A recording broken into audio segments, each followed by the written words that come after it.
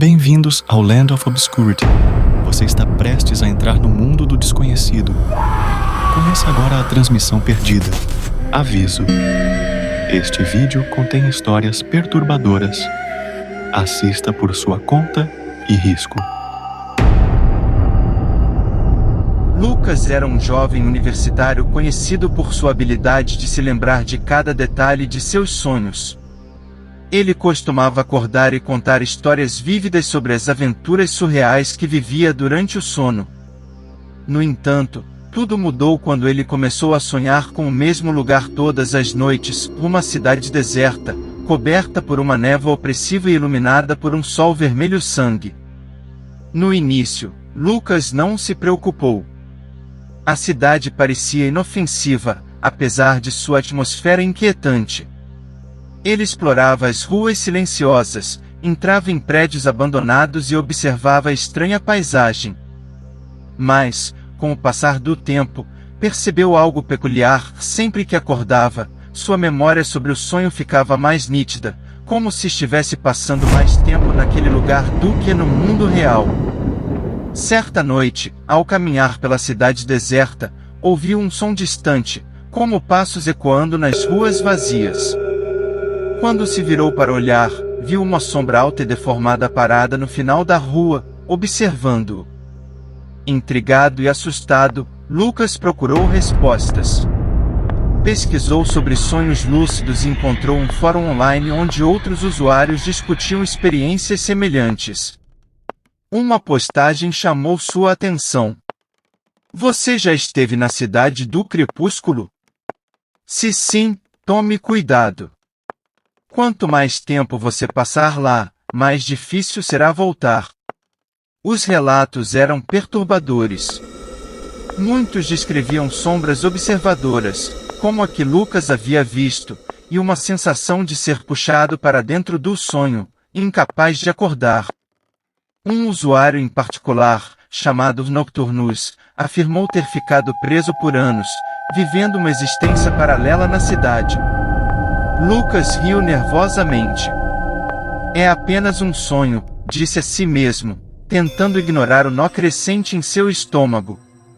Naquela noite, Lucas tentou manter-se acordado, mas o cansaço venceu. Quando seus olhos se fecharam, encontrou-se novamente na cidade do crepúsculo. Desta vez, não estava sozinho. As sombras que antes apenas o observavam agora se moviam em sua direção, suas formas oscilantes e grotescas emitindo sussurros que ele não conseguia entender. Lucas correu, seu coração disparado. As ruas pareciam se esticar e mudar à medida que ele avançava, dificultando a fuga. Encontrou refúgio em um prédio antigo, mas ao entrar, percebeu que as sombras estavam por toda parte, espreitando das paredes e do teto. Acordou suando, com marcas de arranhões no braço. Os dias começaram a se confundir com as noites. Lucas não sabia mais distinguir o que era real e o que era sonho.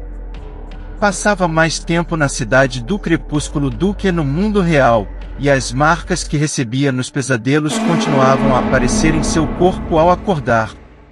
Ele voltou ao fórum e encontrou uma mensagem de Nocturnus. Se você está vendo as sombras, é tarde demais. Há apenas uma maneira de escapar: encontrar o núcleo da cidade. Mas cuidado, o núcleo é protegido por algo muito pior do que as sombras. Sem escolha, Lucas decidiu que precisava enfrentar a cidade do crepúsculo diretamente. Na noite seguinte, ao cair no sono, Lucas se viu no centro da cidade. Ele decidiu seguir o único som constante naquele lugar, um zumbido grave e ritmado que parecia vir de um ponto distante. As ruas se tornavam cada vez mais estreitas, e o ar mais pesado, dificultando sua respiração. As sombras continuavam a persegui-lo, mas agora eram mais numerosas, seus sussurros transformados em gritos estridentes. Lucas finalmente chegou a uma praça central, onde um gigantesco monólito negro se erguia. Ele sabia instintivamente que este era o núcleo. No entanto, A praça estava cercada por uma criatura gigantesca e disforme, com múltiplos olhos e braços que se estendiam em todas as direções. A criatura percebeu Lucas e avançou com velocidade surpreendente. Ele sentiu o puro terror consumi-lo, mas sabia que não podia recuar. Se quisesse escapar, precisava alcançar o monólito. Lembrando-se de um conselho de Nocturnus, Lucas fechou os olhos e se concentrou. É meu sonho, disse a si mesmo. Eu controlo aqui. Ao abrir os olhos, uma luz intensa emanava de suas mãos. Com coragem renovada, Lucas lançou a luz contra a criatura, que recuou momentaneamente. Ele correu para o monólito e o tocou. Um som ensurdecedor encheu o ar, e tudo ao seu redor começou a desmoronar. Lucas acordou com um suspiro profundo, o coração batendo como um tambor. Estava de volta ao seu quarto, o sol brilhando pela janela. As marcas em seu corpo haviam desaparecido, e a sensação opressiva da cidade do crepúsculo havia sumido. Ele verificou o fórum para relatar sua experiência, mas descobriu que a página havia sido excluída. Não havia mais traços de Nocturnus ou dos outros relatos. Lucas voltou à sua rotina, mas sabia que algo havia mudado. Às vezes, nos momentos de silêncio, ele ainda ouvia o zumbido distante do monólito. Lucas acreditava ter escapado da cidade do crepúsculo, mas a sensação de estar livre foi breve. As noites se tornaram inquietas novamente, e, embora ele não conseguisse se lembrar de sonhar, acordava com o coração disparado e uma sensação de vazio. Certo dia, enquanto organizava suas coisas, encontrou algo estranho, um pedaço de papel que não se lembrava de ter guardado. No papel, estava escrito com uma caligrafia trêmula: o monólito nunca desaparece. Ele apenas espera. Prepare-se para o retorno. Lucas sentiu um frio na espinha. Estaria ele ainda preso no sonho sem perceber?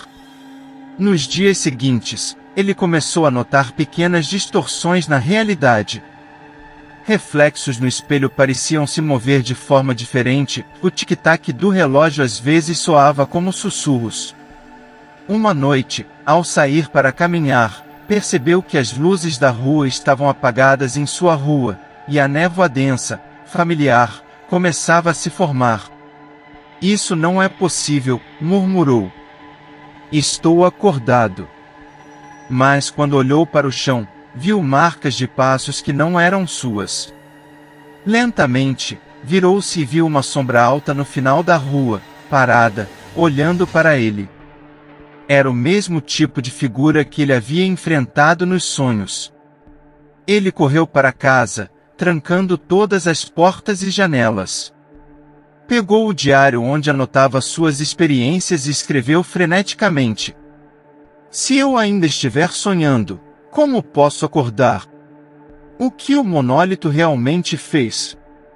Antes de ir para a cama, Lucas notou algo ainda mais inquietante. Na última página do diário, que ele não se lembrava de ter usado, havia uma mensagem escrita: você nunca saiu. A cidade do crepúsculo é o seu lar agora. O texto desapareceu diante de seus olhos, e Lucas sentiu o chão tremer. A névoa começou a entrar pelas frestas das portas, e ele soube, com um desespero avassalador, que estava prestes a ser arrastado de volta para a cidade do crepúsculo. No momento em que seus olhos se fecharam, ouviu o zumbido grave do monólito ecoar novamente. Ele não estava livre. Nunca estivera. Mariana era conhecida por ser uma pessoa prática, que não acreditava em superstições ou contos de terror. Quando se mudou para a pequena cidade de Vale Escuro, ignorou as histórias que os moradores contavam sobre uma misteriosa maldição dos sonhos. Diziam que aqueles que dormiam na vila eram assombrados por pesadelos tão reais que alguns nunca mais acordavam. Na primeira noite em sua nova casa, Mariana sentiu-se estranhamente cansada. Ao fechar os olhos, foi arrastada para um sonho perturbador. Estava em um campo coberto de névoa, onde gritos distantes ecoavam.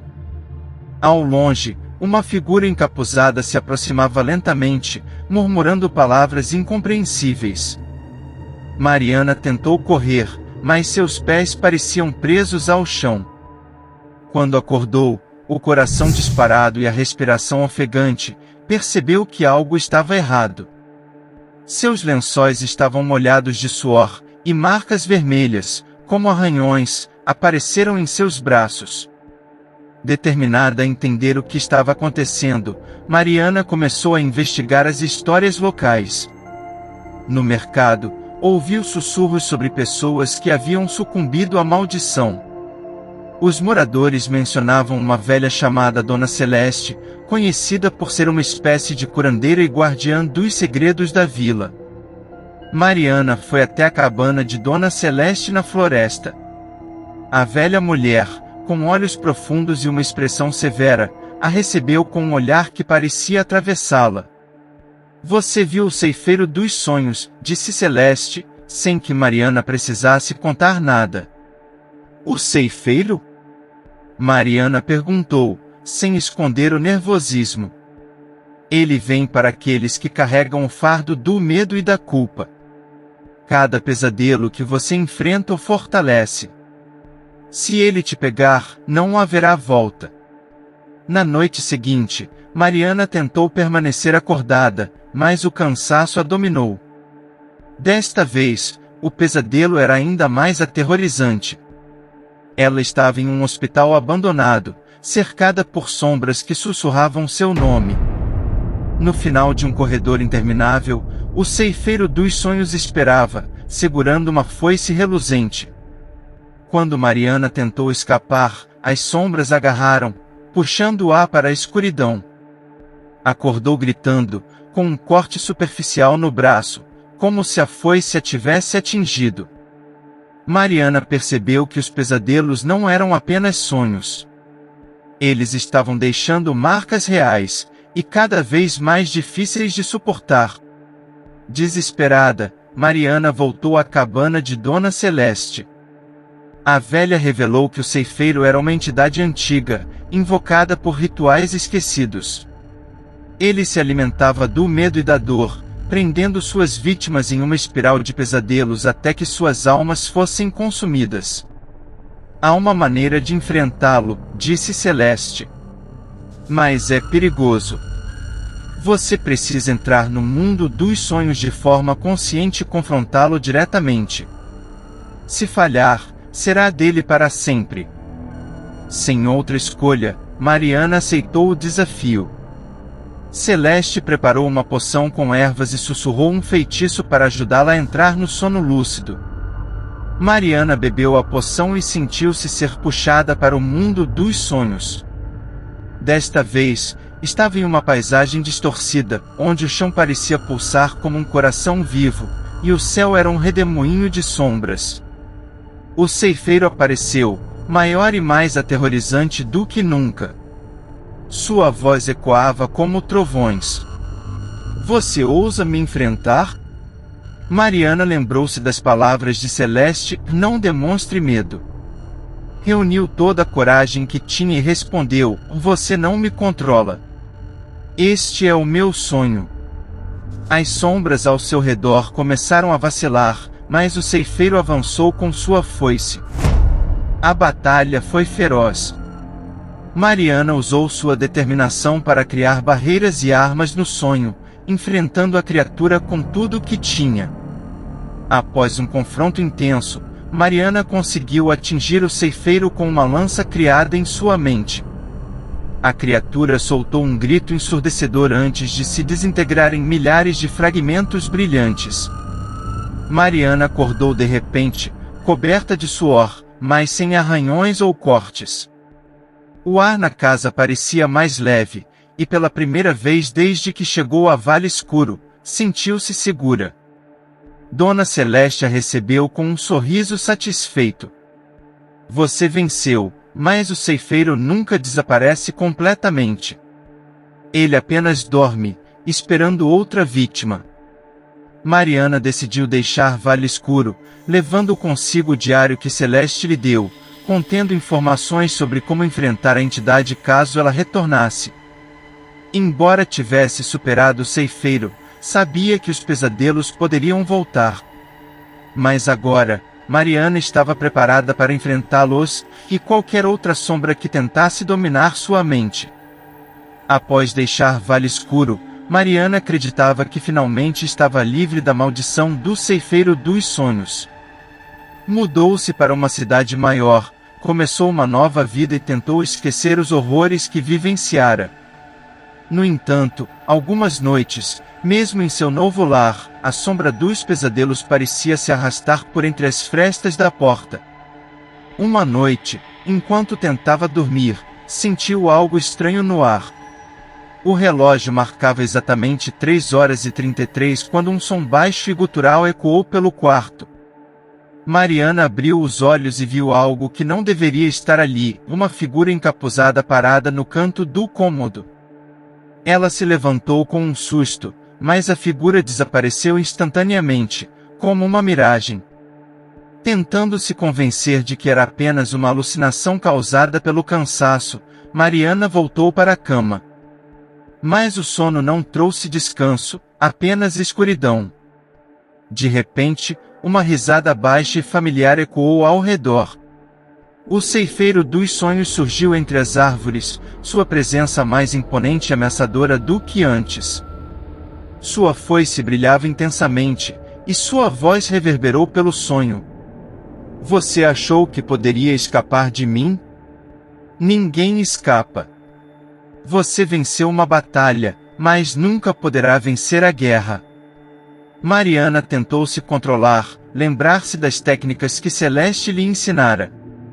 Este é meu sonho, e eu controlo o que acontece aqui, gritou, tentando impor sua vontade. Mas desta vez, o ceifeiro riu. Você pode lutar, mas eu sou parte de você agora. Onde quer que vá, eu estarei à espreita. Mariana acordou subitamente, ofegante.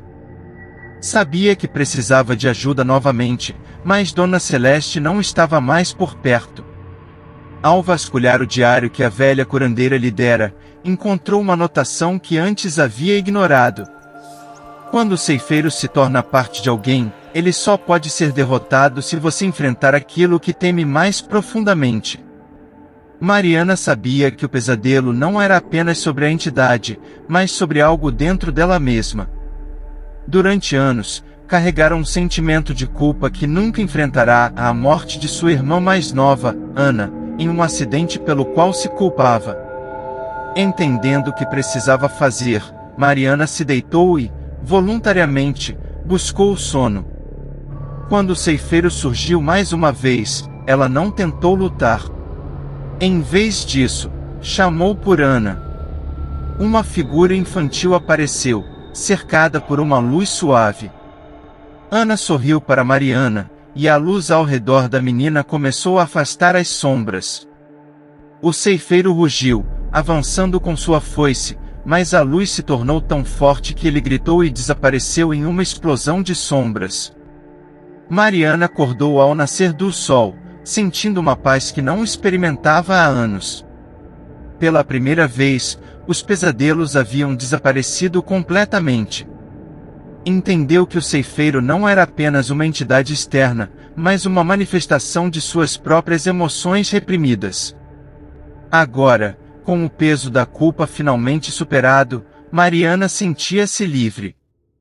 Mas sabia que sua história poderia ser apenas uma entre muitas e que o ceifeiro dos sonhos continuaria à espreita, esperando por outra alma atormentada. Deixe seu like, inscreva-se no canal e compartilhe essa história com aqueles que acham que podem enfrentar o desconhecido.